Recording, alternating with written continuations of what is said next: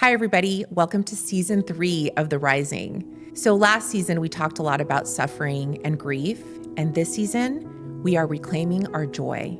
And we'll be talking about how to live more freely and a happier life and touching on topics that will help get you to a place where you can live a fuller, freer life. Enjoy.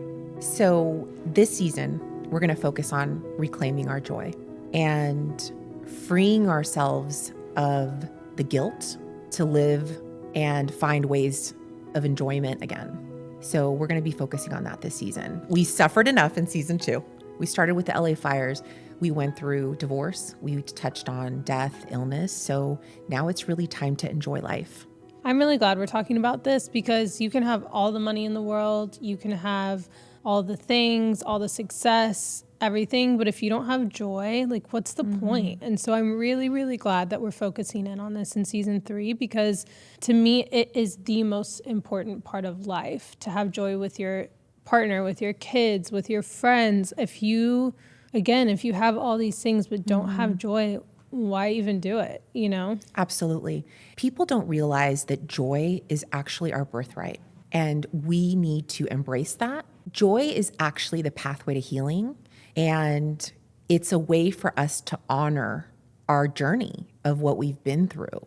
And if we've been through death, it's a way to honor our loved ones because they would want us to find joy again. I think a lot of people struggle with that, actually. I think a lot of people feel like, you know, they have a sense of guilt if they feel joy after someone's passed away or after something tragic has happened. I personally find happiness when I make my therapist laugh. Like my life's so traumatic that it's funny, you know. Yeah. I'm joking, but it's like if you don't have anything, try to find joy because it is probably the most secure lifeline in times of traumatic and dramatic experiences. Is you either got to cry or you got to laugh, you know, and that's something that I actually heard that the brain doesn't know the difference between fake laughing and real laughing. And it's almost comical. Like it's actually funny how in moments of just complete chaos, if you can just find one thing to laugh about, it really does change the trajectory of your day and of the situation and everything. So what are some practical ways that we can bring joy into our life? Well, I love what you said because what people don't understand is that joy and pain can coexist. People feel that they have to only be in one state or another. And actually, both can coexist. You can find a lot of beauty in a season of pain. And as I mentioned before, if you can find moments of beauty in seasons of suffering, that is really the gateway to your healing. And so joy is all around us. It's just, are you aware that it's there? Because some of us don't want to see it, or we want to sit with the pain and not acknowledge that joy is actually available to us all the time. Yeah. So one of the things, I love this term and I don't know where I saw it, but someone told me to joy spot. So really make a conscious effort throughout your day to spot joy in little moments. What does that look like practically? So basically it could be in a cup of coffee, like the smell of a cup of coffee, or you know when the baristas do a beautiful heart or some type of, you know, design using the foam, taking appreciation of that, for example, that's joy spotting. If someone pays you a compliment, if someone does a beautiful gesture like open the door for you, that could be joyful because that person thought of you and took a pause to allow you to come through the door. There are so many moments. And even if you just observe the world around you and sit in nature, sit with your children and really be present, you can find so many things throughout your day that will bring you joy. And the second thing I tell people to do is to actually track it. So now that you've spotted it, what you want to do now is track it. So get your notes app and start documenting what you saw throughout your day, because it's going to be a good log for you to go back to that and see, wow, like on Monday, I spotted 3 to 5 things. Tuesday, this happened. So it's always a good idea to track it. You can do it with a journal if you want to physically take pen to paper and write it down, or you can just do your notes app as well. I actually have a highlight, and I think I've mentioned this before. I have a highlight on my personal Instagram where I snap a photo and I put it in my joy highlight of 2025. So I deleted all my joy highlights from 2024 and I replaced it with this year. And now I'm tracking joy and I put it in my stories so that I can go back to that highlight and see all the ways that joy showed up for me this year. I think taking inventory of that in our lives is so helpful. I also think it's really important to take that concept and kind of look at our friendships and the people that we, your immediate family, you're kind of stuck with. So it's like, yeah, let's look for joy in every moment. But with our friends and the people that we're doing life with that are a choice, I bet if we started taking inventory at the joy that people bring to us, we might actually realize that a lot of people are maybe taking the joy out of our life. And I think that that's something really important to also be aware of as people are going through this process, because you can want to find joy in situations and then go to lunch with someone and just all those steps that you took forward and now you're taking 10 steps backwards. And so what are your thoughts on that about as far as, because some relationships are worth fighting for and some are, but what's the balance of this is someone I really care about and I want to work hard to steward this relationship, but also every time I'm with this person, all the joy is just getting sucked out of me?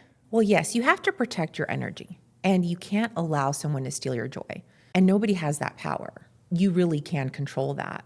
And actually, the thing I have been finding lately is you can actually be the joy maker. So if that person is actually vibrating at a lower energy level and really negative, and your energy stays stable and high, you can actually impact them in a very positive way. And again, sometimes there's interactions where you can't have them all the time because they will steal your joy. But I believe that if your energy stays steady and grounded, it could really help other people. And you could indirectly be impacting them. And maybe they leave feeling a little bit more joyful. And I'm reading this wonderful book called Hello, Goodbye. And the author talks a lot about we're actually meant to share joy with people. Like, it's not just about joy spotting, tracking it down. We're actually meant to be in community with people and, sharing joyful, meaningful experiences in groups, especially after so much suffering. You can't isolate yourself. You have to be around people that will lift you. And yes, you want to be cautious. We've talked about before about, who could potentially suck your energy dry and, keep certain people at bay in certain moments. But in general, I think if you're coming from a joyful place, I think it just permeates into the atmosphere. I think it really impacts other people in a positive way. I love watching you on social media because you're so free to be yourself. And I love, you talk about dancing in the kitchen and putting your headphones on and going for a walk. And I can just picture you on your walk, listening to your music and, really cultivating that joy that's in you. How would you encourage someone who would never dance in their kitchen, would never put their headphones on and go for a walk and listen to happy music? Well, you have to do what feels right for you. And I find such joy in music. I think a lot of people do. And for me, it helps set the day for me. If I can get into a place where I'm feeling really good and doing things that light me up, I'm going to go out into the world in a much more joyful state. Because as we've said before, the world will throw negativity at you left and right. So you have to kind of be prepared for this. So if you can elevate your state to a more joyful one, then hopefully you can stay there no matter what gets thrown at you. So that all starts in the morning for me. But then I find joy in a solitary walk. I do. I find a lot of joy being in nature. It helps me reconnect to myself. So I find a lot of joy in that. And I document that. And I'm sure it drives people nuts. They're probably looking at my stories and going, oh, here she goes again. She's on another walk. She thinks it's this amazing thing. But that's kind of how I view life. I view life very differently through a different lens these days. Maybe it's because I'm in midlife. I view every day as a gift. So I live from a more authentic place. I've read so many books on death and dying that the number one regret of those on their deathbed was that they didn't live a more authentic life that was true to themselves. And that's how I try to live. I heard a friend say that in days where she's feeling down, she reframes her thinking to, if this was my last day on earth, how would I live? Odds are you would go find your people, you'd put your phone away, you would really be in every moment. And I think, and we've probably talked about it, I don't know, at least a dozen times on the show about, putting your phone away and how important that is. But I have noticed that in moments where I need joy, my actual habit is to go to my phone. If I need a dopamine kick, it's to go to my phone and post a cute selfie and let all my friends tell me how cute I look and how good my skin looks and how nice my hair, or whatever it is. Like, I'm going to a device for dopamine and for that joy that I'm trying to fill. And when you put your phone away or you delete the Instagram app off your phone for a little bit, it forces you to go to the people in your life to seek that instead of going to your phone. And the first time I did that, I went to Gray and I was like, I'm feeling really sad. I keep reaching for my phone. I think I just need a hug, And it's just so important to, what I love about your teachings in general are take inventory. Like, you're constantly telling us to take inventory. And I truly believe that these steps that you just informed us of make a huge difference. I really believe that. And as a testament to you and what you're teaching, you are one of the most joyful people I've ever met. And something that is so consistent about you is, number one, you're constantly asking me and my team, like, how are we doing? Number two, you're constantly like blessing us with gift cards. Like, you are giving all the time. And so I can see as a testament to who you are and your path to find more joy that these things work. So I just want to encourage everyone to listen to Janelle, because she knows what she's talking about when it comes to this. But it's true. Even the parking attendant today, he likes to check in with me and make sure everyone pays for their parking. And he was like, I said, and of course Janelle paid because, she's so sweet and so easy. He was like, yeah, she gave me a Chick-fil-A card last time she was here. I was like, oh my gosh, of course she did. And it's just like, that's such a way to spread joy. So what tips do you have for maybe someone is joyful, but maybe they want to help spread joy? What advice would you give them? So I think when we're looking at spreading joy or being a joy maker, you want to look at your intention behind it. So you don't want to feel obligated. You want to feel like you're coming from a place of, I genuinely just want to brighten someone's day. And I want nothing in return. I literally just want to make someone's day a little bit easier, because I observe the world around me a lot, and a lot of people are in a lot of pain. And a lot of people are suffering. And a lot of people are fighting secret battles that we know nothing about. And I'm in constant observation of the world. So in my mind, I'm thinking, how can we brighten someone's day with a small gesture? And I've told you this before. I carry these like $5 gift cards in my purse to whatever it is. And it's like, if I'm in that moment, of course you and do. I'm feeling it, I will give someone something. That's so sweet. And it's not an attention thing. It's not any of that. It's just like, that person is working really hard and is exhausted and probably just needs a pick-me-up. So, I think those are easy ways. Even just asking people questions. Like, I've gotten in the habit when my son and I go out, my older one, we love asking people questions about their life, because people feel ignored. They don't feel seen. So like, it brings them joy to talk about something that they're passionate about, or like that someone didn't notice. Like, that brings joy, and that's free, And I think in general, you just want to, I always say, be the joy maker. Like, you just, in any type of situation, any type of room, you want to be that person. You want to be the joy maker, because like I said, there's just so much sadness in the world, so much heaviness. So if you can be that light, that joy, it radiates.